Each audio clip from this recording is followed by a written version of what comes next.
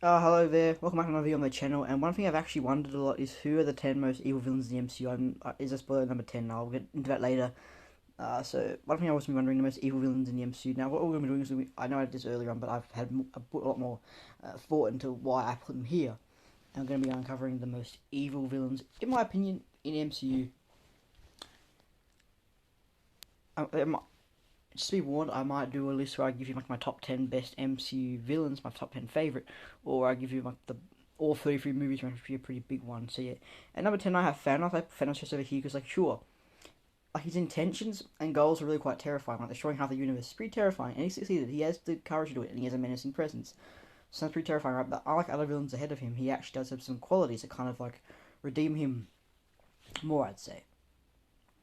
He does have compassion for people.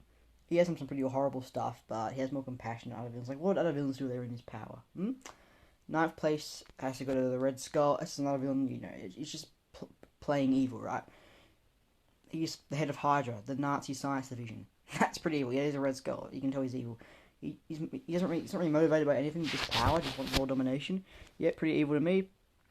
Besides that, there's nothing really else to say. Eighth place going to Ultron. And what if showed us just so much of a menace Ultron could be. Is actually a multiversal threat at that point, which was pretty interesting to see. But I don't have him any higher because he is an AI, so it's not really entirely his fault he's evil. If that kind of makes sense. But he's pretty cold, doesn't really care about anyone.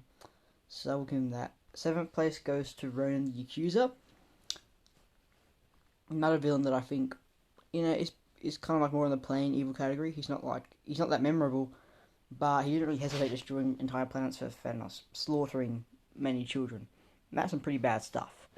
Put it like that. Plus, his whole kind of like, he's just kind of like, he has this excuse where it's in his culture to do what he does as a villain. Well, like it's evil stuff, but he has done many bad stuff.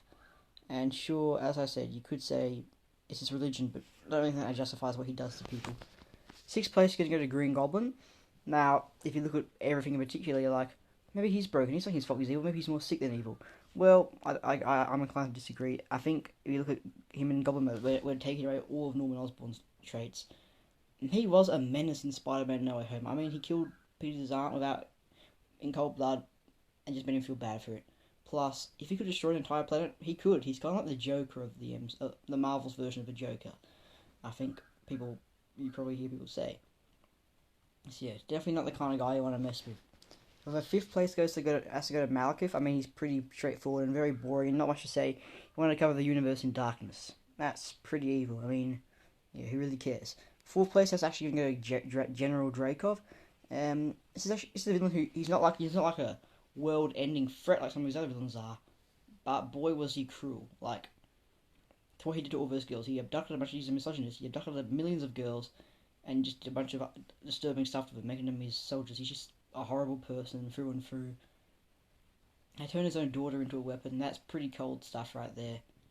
And if he could do worse, and if he had like a lot of power, he could do even worse stuff. I guarantee you. Third place goes to Ego. I mean, it's pretty self-explanatory. His name is Ego. He wanted to he wanted to consume the whole universe. He wanted him to be the only living being in the universe, just making him everything that is to exist. Plus, he had thousands of kids. What did he do to them? Oh, that's right, kill them. Yeah, that's dark right there. Plus, giving the love of your life cancer, that's dark. And also,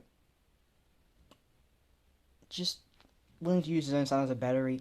He only really valued his son. He only really valued his son just because of the use he could be to him. But that's really about it.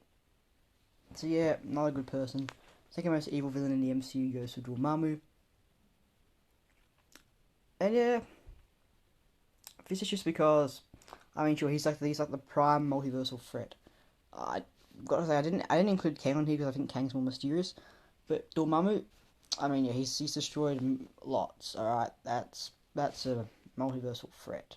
So there's nothing else I can honestly say here about Dormammu apart from he's a multiversal threat.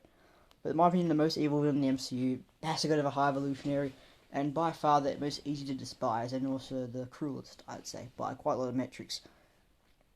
I mean, what he does to animals is just nasty.